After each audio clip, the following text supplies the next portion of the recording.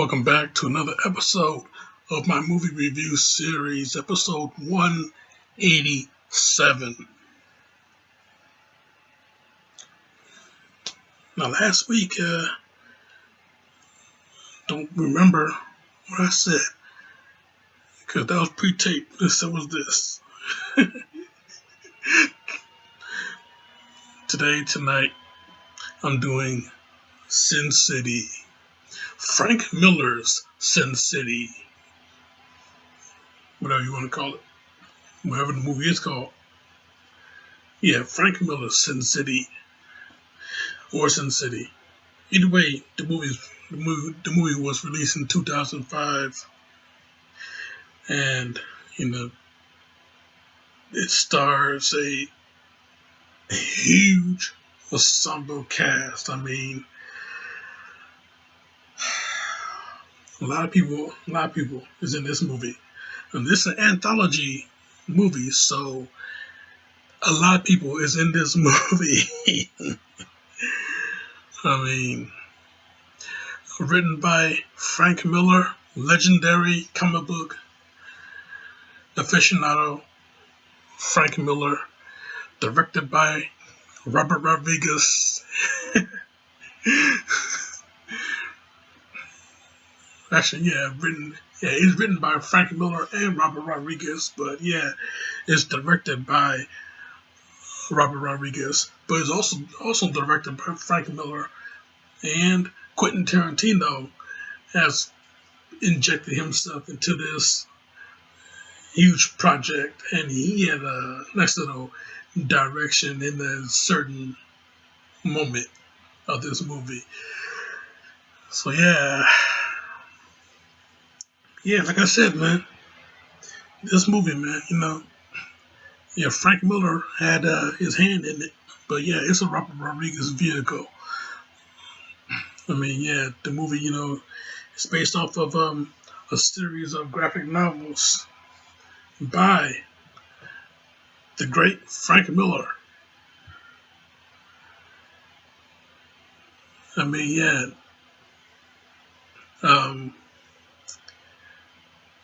much of the film is based on the first, third, and fourth books in Miller's original comic series.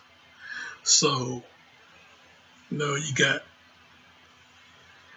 The Customer is Always Right, which is the the intro and the outro of this movie, and it's based off of a short story. No, it is a short story, and it's based off of the which is collected in Booze, Broads, and Bullets, the sixth book in the comic series. So yeah, man, there's a little bit of everything in this particular movie. And then there's another story that is completely on its own, but that will be talked about in another time. But yeah, with this movie though, Sin City, with its huge ensemble cast, and it's directed by Frank Miller, Robert Rodriguez, and partially Quentin Tarantino because he had to get in on this. But yeah,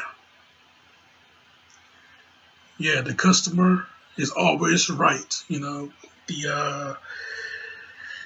beginning of this and the ending of this. Start with the beginning for a little bit. There's a lot of this movie to talk about, so let's just get right to it. So yeah, The Customer is Always Right. Let's start with the beginning of this. We got these two characters. One is known as the salesman, and the other is just a mysterious woman. She don't have a name, but it is reviewed as she is running from her past, and the way that the salesman has the way that the salesman has handled this woman's situation is that he offers her a cigarette, sweet talks her, and then silently kill her. Yeah, just put one bullet right into her. Hold her in his arms until she completely goes. You know, and yeah, you cash her check in the morning. Yeah, so yeah, the salesman, he's pretty much a hitman.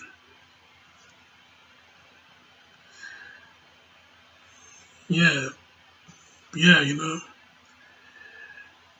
whatever, whatever thing that she was running from, he will never know.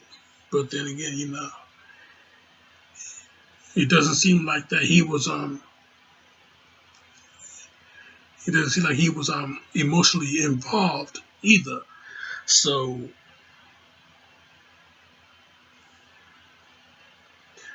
whatever whatever it was, it was.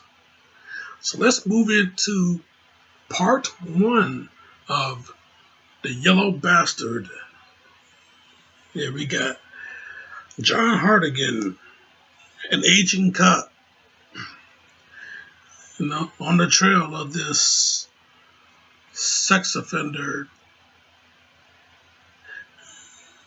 named Rourke Jr. So yeah,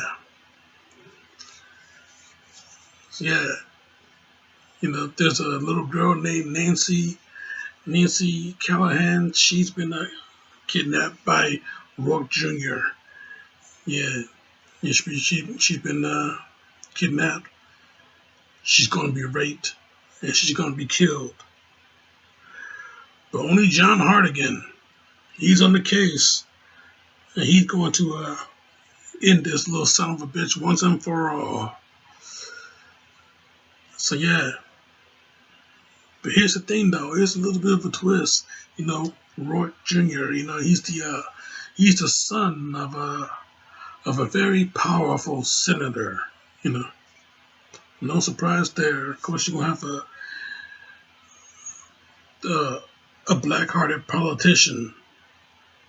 They all gotta make some type of appearance. So, with the son of a powerful senator and everything that he does, the son, everything that he does, it all gets covered up by the senator because he got cops on the payroll, including Hardigan's partner, which tries to stop Hardigan from doing this case.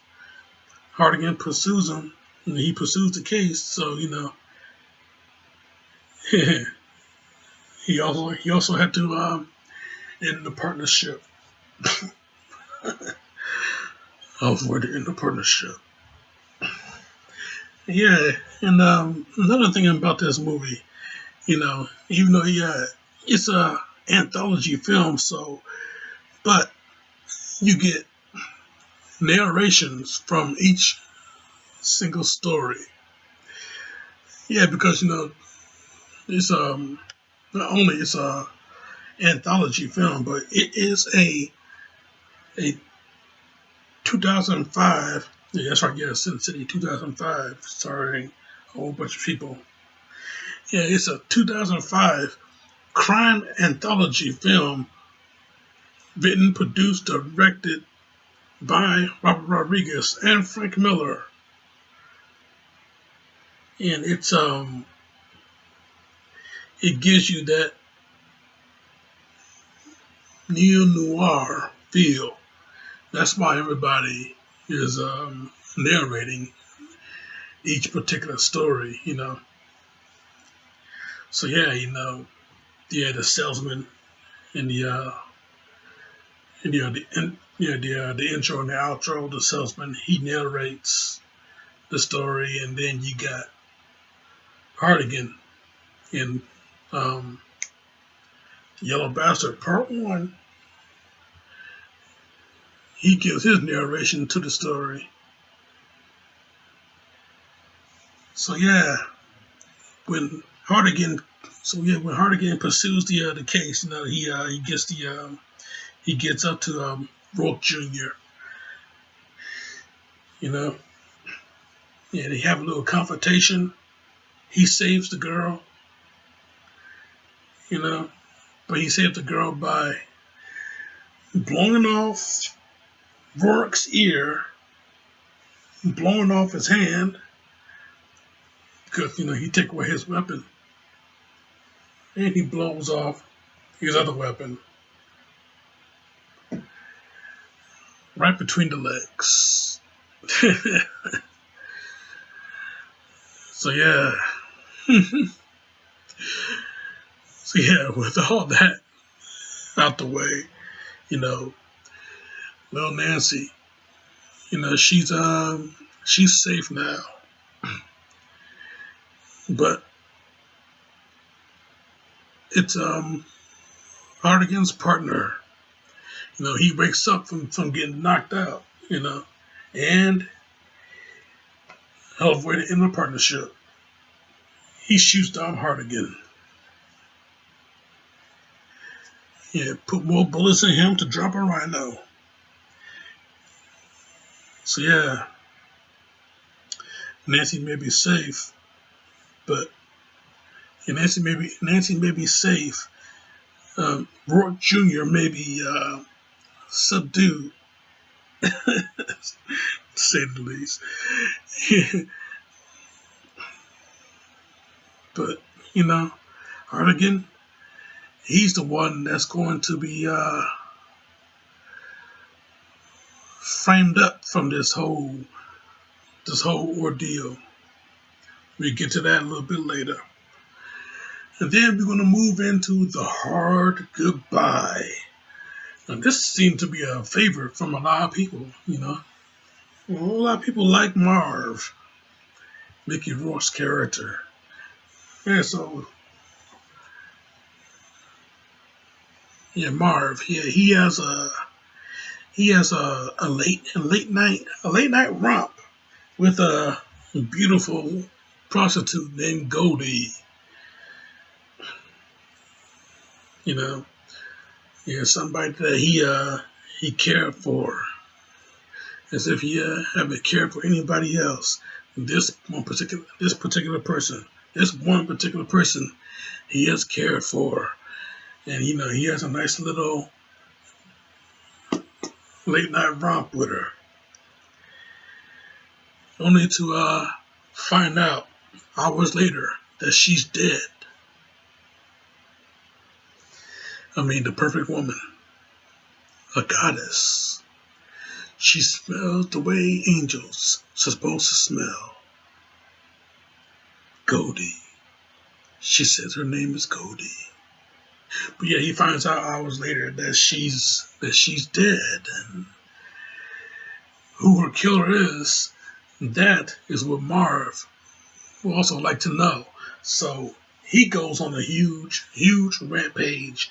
Anybody that gets in his way, they get out of his way, if you know what I'm saying. I mean, yeah, he don't give a fuck who it is, okay? So he going through the criminal underworld. He's going through police. He's going through every single body. He works his way up to the chain. I mean, yeah. When he gets the information from a crooked preacher played by Frank Miller, when he gets information from him, he also kills the preacher. Worth killing for, worth dying for, worth going to hell for. Amen. So yeah, once he blasts away the preacher, then he keeps going on through his rampage. But this guy, he got some type of condition, so yeah, he needed this medicine, and the only person that has this particular medicine for him is his lesbian parole officer Lucille, played by the ultra gorgeous, super sexy, smoking hot Carla Gugino. Oh, and seeing her in this movie, oh my god, with a body like that, oh, oh, oh, oh, oh. After my own heart, man, with a body like that. And yes, you get to see everything. Well, not exactly everything. She keeps the panties on, but it's nice little thong, so you get to see the shape of that nice little ass of hers. But yeah, you get to see everything. So I tell you though, man, damn, Carla Gugino. Ooh, ooh, ooh. How hot is this woman? Let's just get this out the way. How hot is this woman? I mean, I pretty much gushed over her through the Watchmen review. But yeah, how hot is this woman in this movie, though? I mean, let's just get this out the way here. I mean, god damn. I mean, the way she sat up, she was in bed, the way she sat up, seeing her slowly pull the gun out, and you just see those nice, perfect breasts of hers. Oh, seeing her in her naked glory. Oh, yeah.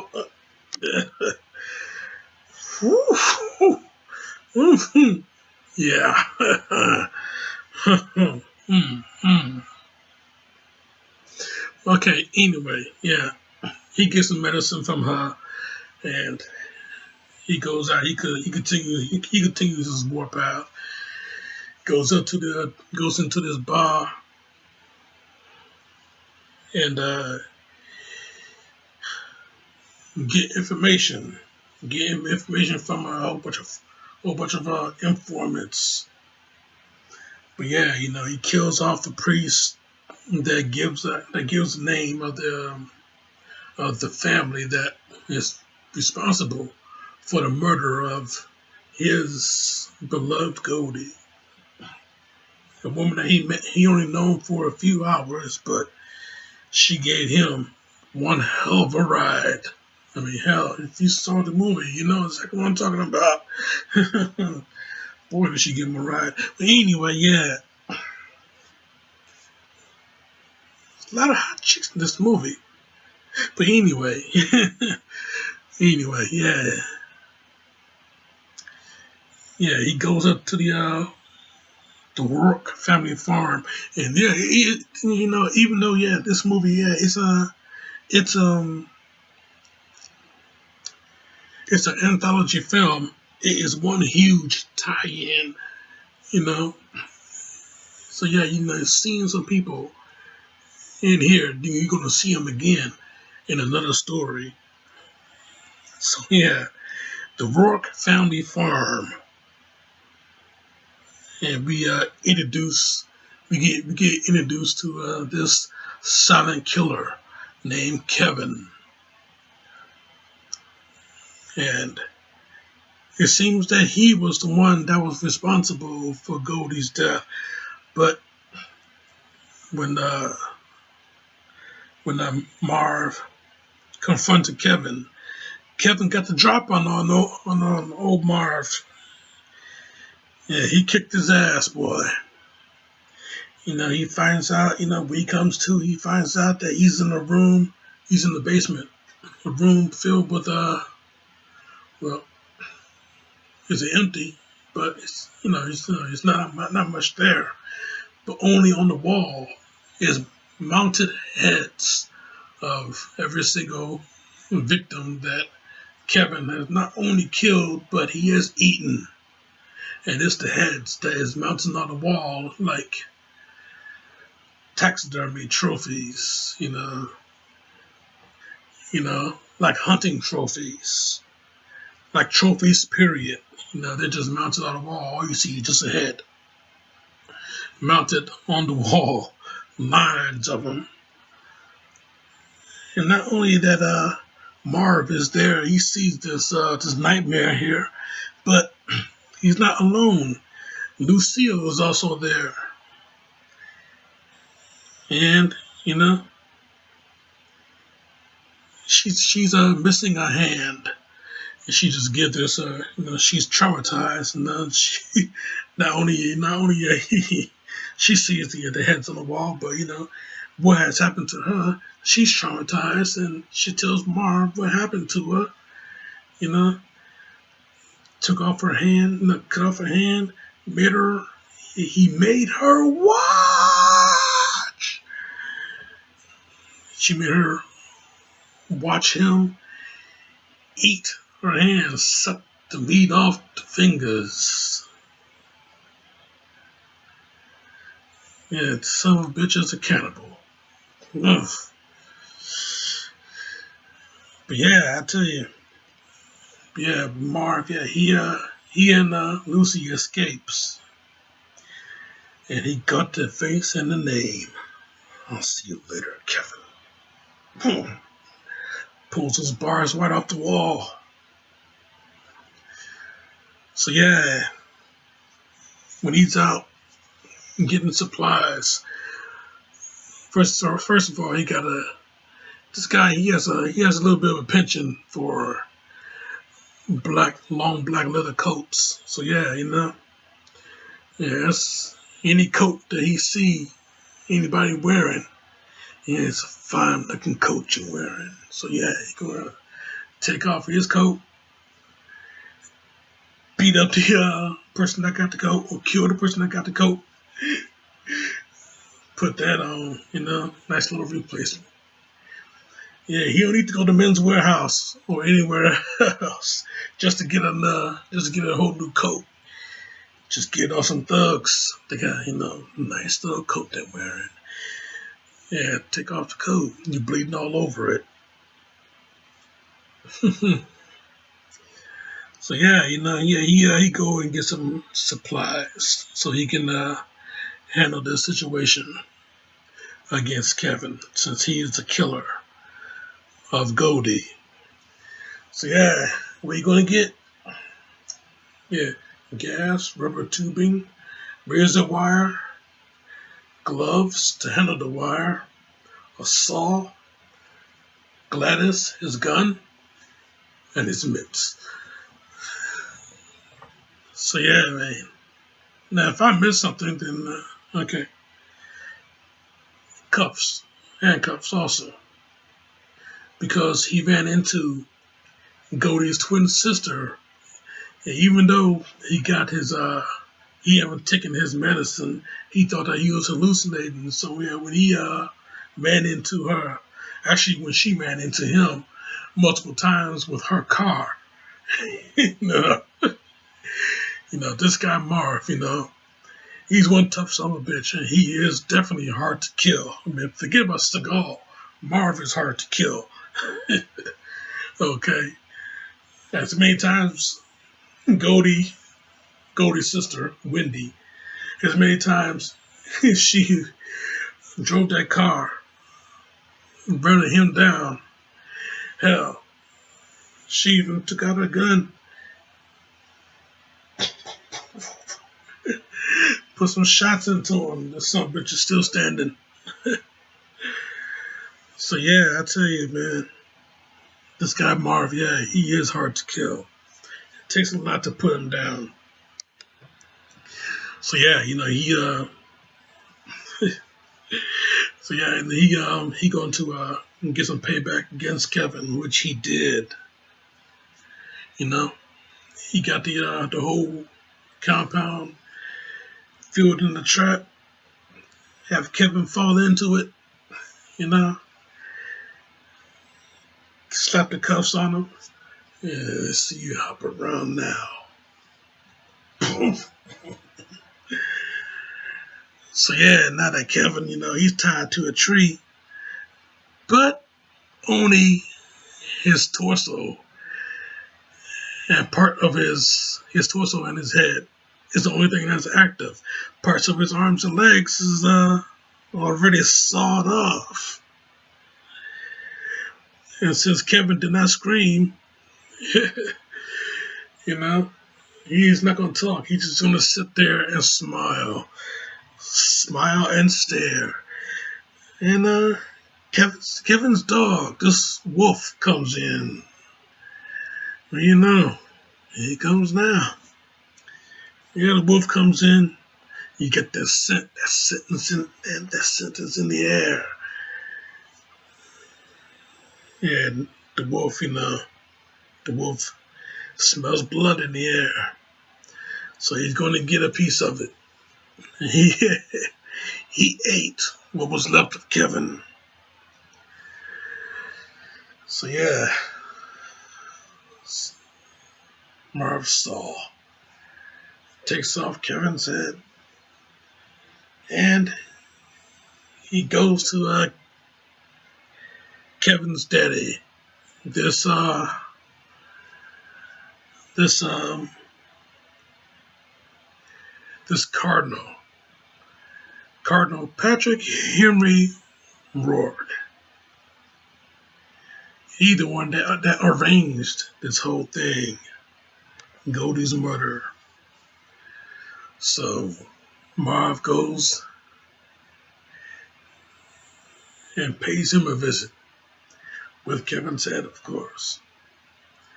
Yeah, the Cardinal tells him the whole thing, and yeah, Marv get to sawing.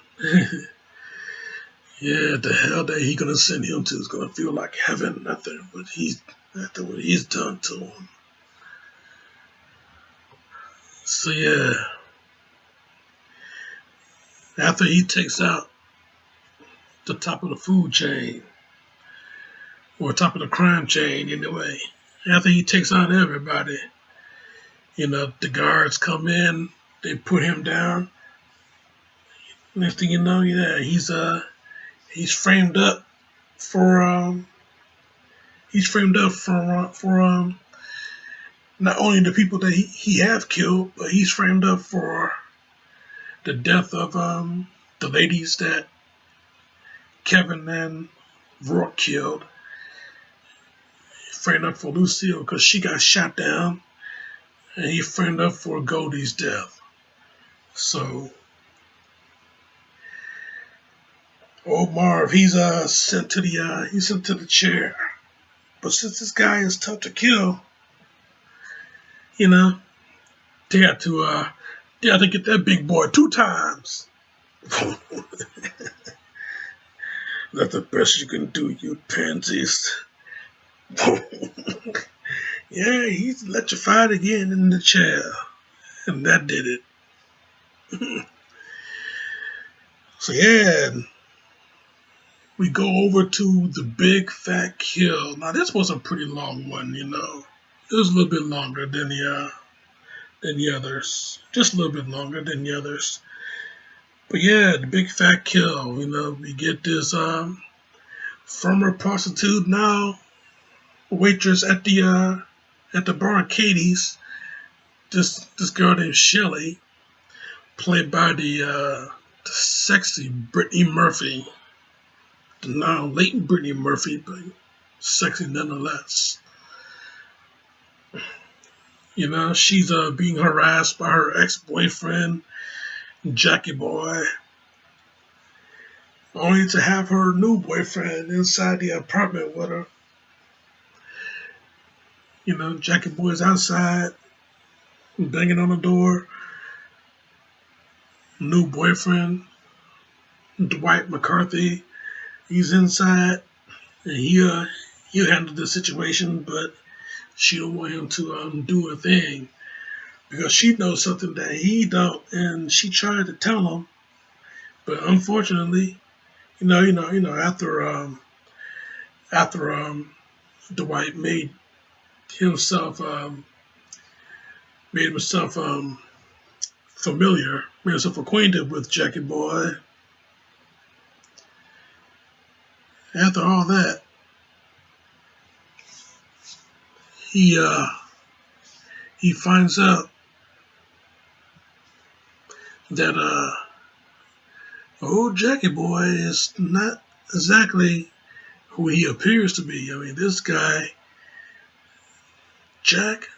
Lieutenant Jack Rafferty, a highly decorated police officer. And yeah, with him now dead, you know, the ladies of Old Town, which he drove himself into, the ladies of Old Town is now being threatened because the truce between these ladies, this red light district, and all these prostitutes and the cops, the truce between them is now officially severed. So the ladies, they gotta really cut the situation before it really gets out of hand. So yeah, the war is going to start in the streets. But yeah, not only the prostitutes, they gotta defend themselves, but Jackie Boy, his head, is the only proof that the war is going to start in the streets because he's a highly decorated police officer, and the police is not the law in Old Town. But now that a cop got killed in Old Town, Dwight McCarthy, he got to make things right, and he and his on again, off again girlfriend named Gail, she's the leader of these huge band of prostitutes. He got to help her out, help them out, and keep the other cops, keep these mercenaries and the mob at bay. So a lot of craziness, a lot of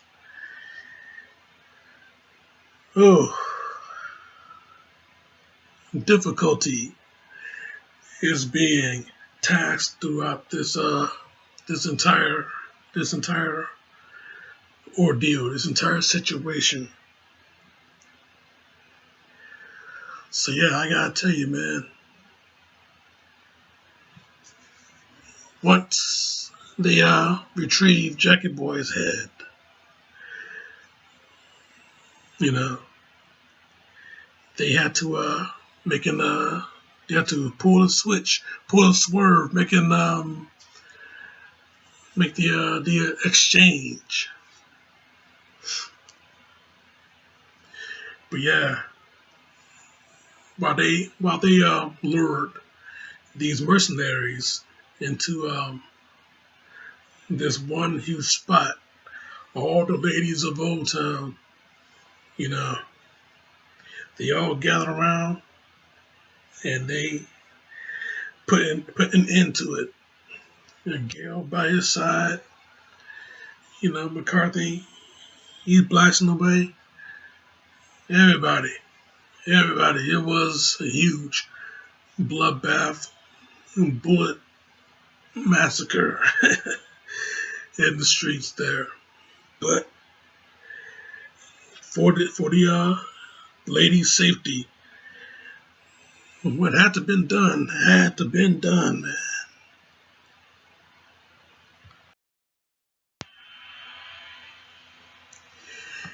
And then we move into the last story, which is part two of the yellow bastard.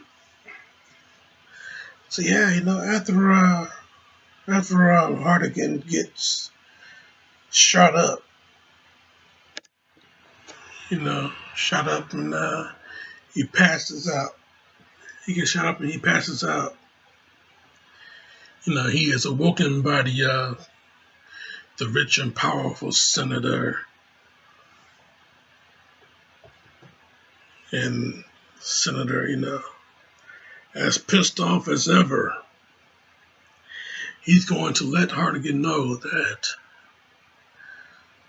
he wants him to live for a long time because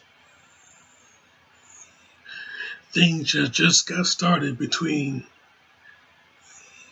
the both of them. So yeah, he going to get Hardigan's bad heart fixed up,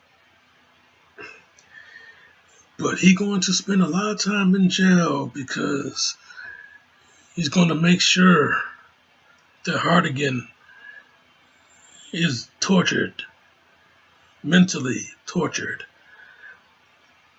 by what he did to his boy. So yeah, not only he gonna fix Hardigan's bad heart, but yeah, he already had to fix his boy. He had to fix what Hardigan did to him. Replace his ear, he placed his hand, he even replaced his nuts and pecker. So he gonna make Hardigan admit that what he did to Nancy, that was on him. And if he says anything to anybody else, if he tells anybody else the truth, oh, Hardigan is dead. Hardigan's wife is dead. Everybody is going to be dead.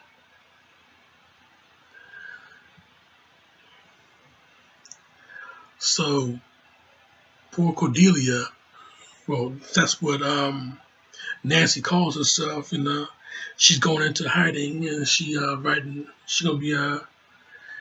grew up writing these crime stories, and she writes under the name Cordelia. But yeah, poor Nancy, yeah. Even though she want Hardigan to be innocent, there's no way that she can prove it. So yeah, she's going to go into hiding. She's going to go into exile. Not only for her own protection, but for Hardigan's protection too. So yeah, as Hardigan sits in jail, he received these letters every single Thursday. He received these letters from Nancy as Cordelia. He received these letters from her. So, every single Thursday, like a kid on Christmas, he gets a letter. 8 years has passed and he's still in solitary. And the weeks have gone by, no letter, no letter, no letter, until one week. Well, he realized that she is now 19 years old. She has forgotten about him, which is not the case. But I'll get to that.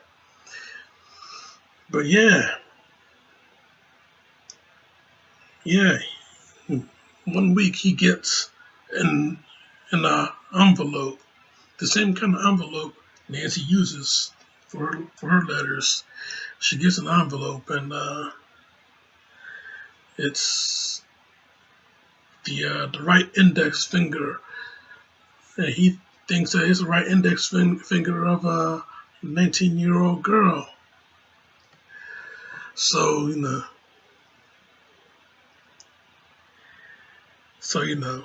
he he did what in order to get out of there, he had to admit to everything that he has not done. So yeah, he going to lie to the board and let them know that he is nothing but a dirty, filthy child molester. So in order to get out, he's now out as a registered sex offender, but that won't mean anything in this particular story because he had to see if Nancy is still alive. So,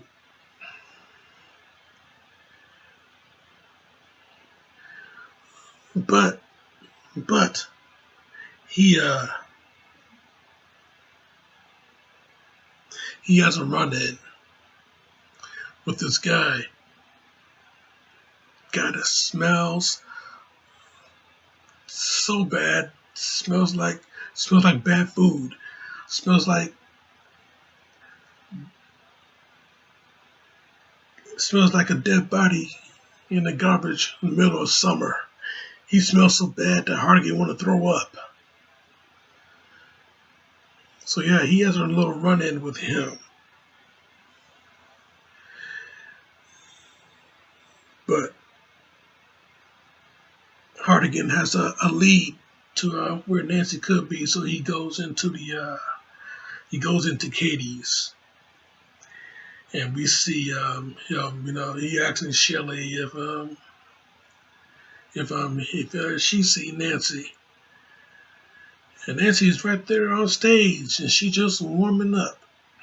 And so skinny little Nancy Callahan, she grew up, she filled out. Nancy Callahan, 19 years old. And Hardigan thought that he was going to find a skinny little bookworm too shy for her own good. No.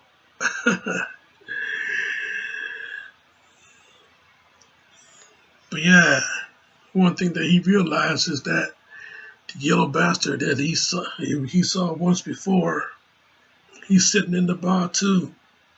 And he pretty much led him to Nancy. So yeah, he had to find a way to lure him outside, take that piece away from him, and kill him. But Nancy sees him, and she jumps off the stage right by Marv. And like I said, the people that you're gonna see, the people that you've seen in previous stories, you're gonna see them again in these particular stories. So yeah, it's an anthology. Things are going to be chopped up in certain places. That's the best part of an anthology, especially if it's a tie-in. Those are the best parts. So yeah, Nancy, yeah, she jumps off the stage and gives Hardigan a nice big fat kiss right on the lips. And so Hardigan, you tell Nancy that they got to get her out of there. It's not safe for her to be there. Yeah, so yeah, she agrees to it, and they leave. But but we have a little car chase going on, and that yellow bastard is chasing he's chasing them down, having a nice little shootout. But Hardigan, he subdued the situation. One good shot, you know, takes a little piece of the yellow bastard's neck off. Yeah, and this car goes right off the road. Yeah, so Hardigan, he had to He had to get the car stopped so he can confirm the kill. Yeah, so you see that there's blood all over the place, the stink. He almost gagged. And the blood is everywhere. But he don't see the bastard. Yeah, apparently the bastard has snuck his way into Nancy's car because we go over to because they go over to the this motel. Yeah, nice little safe house for the both of them. Yeah, and the bastard, he's sitting right in the back seat. Yeah, and Hardigan is just wondering through narration, that stink. And it's stuck with him throughout the entire ride. Yeah, it might be in your clothes. No, the bastard is right in the back seat.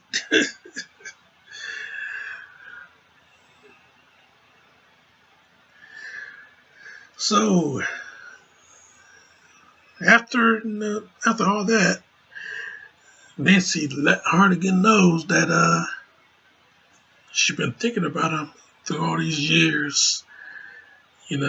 She thought she fell in love once or twice with other boys, but it was Hardigan that she has her heart for. And Hardigan, he's really refusing this because he's old enough to be her grandfather. It's just not right. Even though that she's in love with him, yeah, he admits, you know, he loves her too, all his heart. But since we don't see these two actually show their love for each other, because that yellow bastard, man, he had to pretty much cop block this whole thing. Yeah, you remember my voice, Hardigan? You remember my voice, you piece of shit cop? No, I look different, but definitely recognize my voice.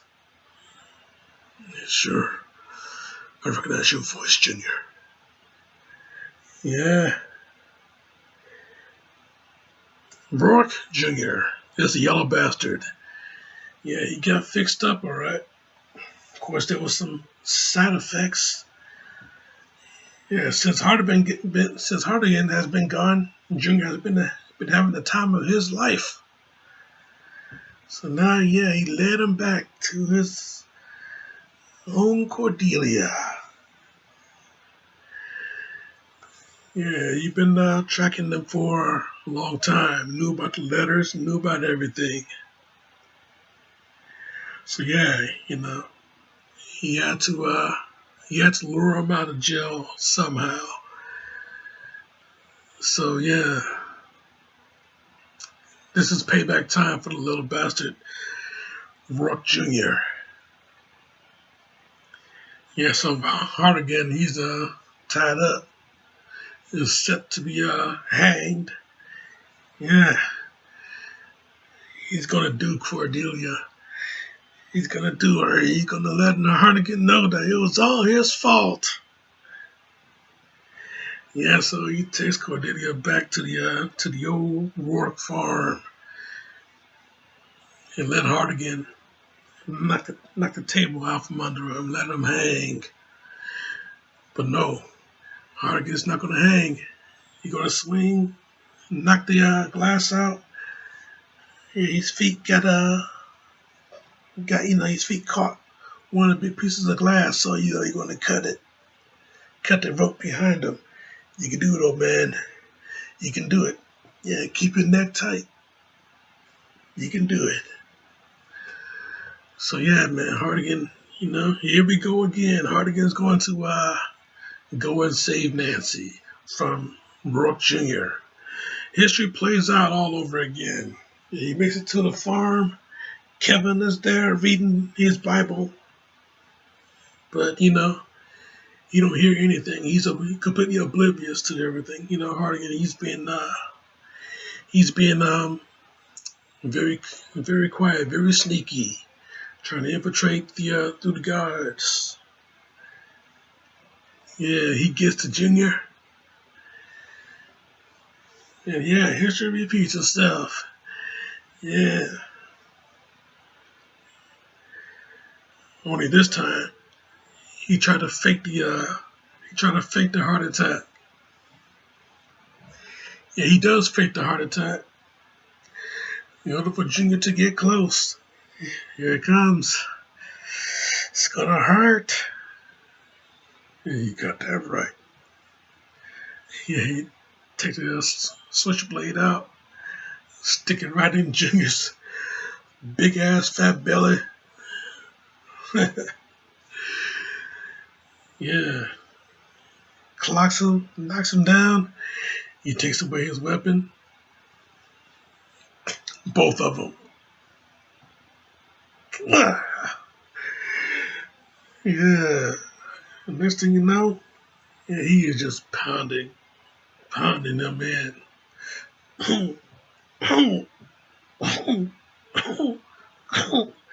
8 long years, you son of a bitch. And after a while, he just started pounding wet chunks of bone into the floorboards. So he stopped. So, Junior, it's been a pleasure. So, yeah, once again, Nancy is safe from the, from Rook Jr., the yellow bastard. Nancy is safe once again.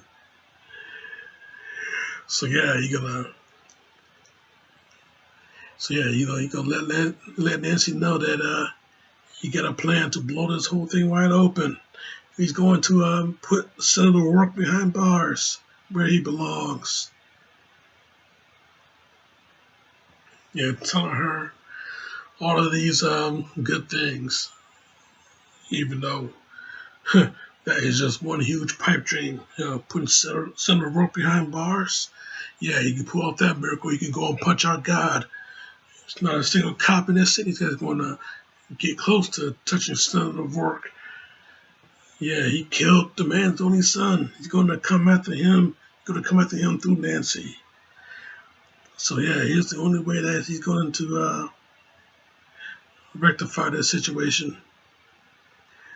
An old man dies, young girl lives. Fair trade.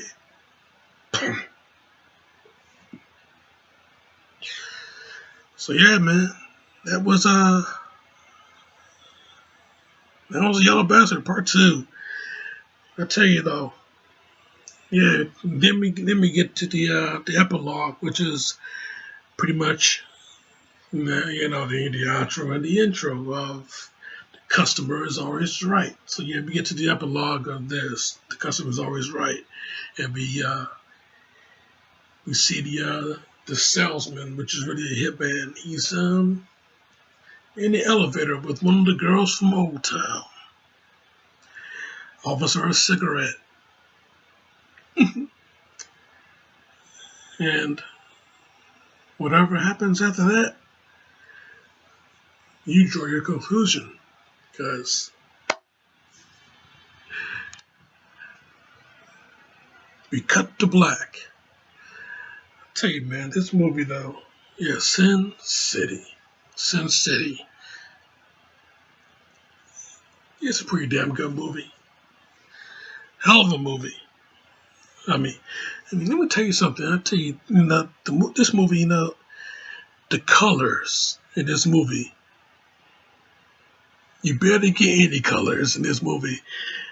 It's in black and white. You get the neo noir feel to it, with narrations of every single story, and the black and white feel, but it will hit you with colors in certain parts. So we go into Katie's, the entire bar, and that's where the color is in. You get to see people's skin tone and everything like that, but still, it's kind of contrast. It's kind of dark. It's kind of dark in the bar.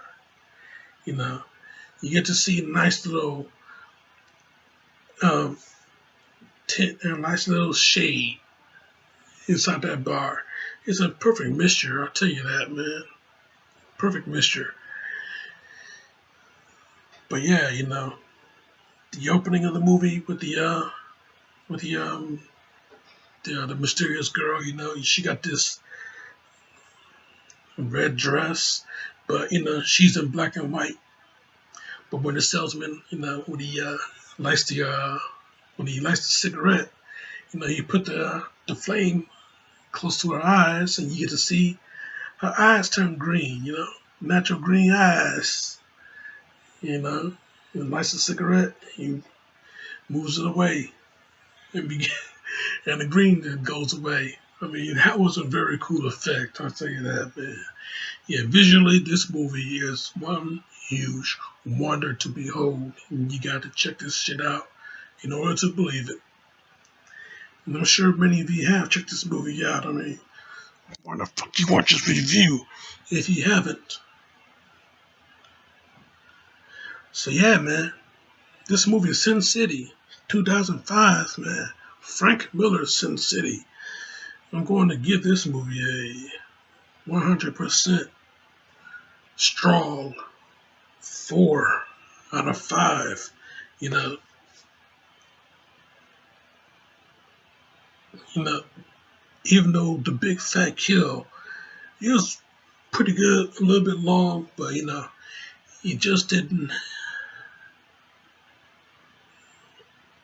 Something didn't flow right with me with it.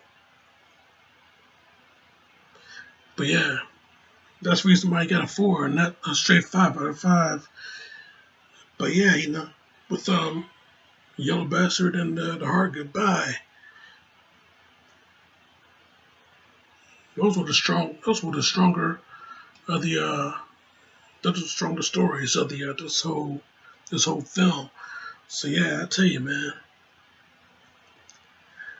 Yeah, Sin City, 4 out of 5. That's my review, Jack, and I'm sticking to it. Now, next week I'm coming back with another review on